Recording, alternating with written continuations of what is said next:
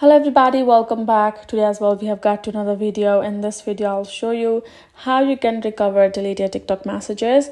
But before that, please do make sure to like our video, subscribe our channel, and yes, without any further delay, let's get started.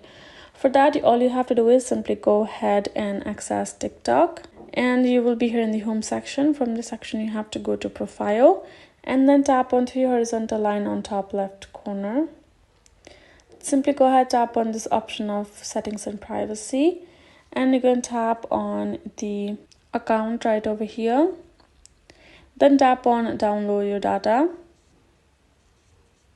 Here you're going to go ahead, tap on direct messages as the one that you're downloading, and tap on request data.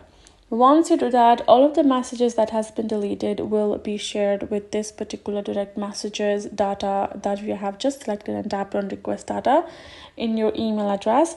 Once you have gotten that, simply go ahead, open that email up, open that file as well, and you will be able to check out the messages accordingly.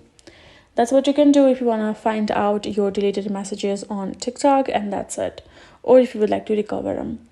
That's it. Hope this video helped. Thank you so much for watching. I'll see you guys in our next video.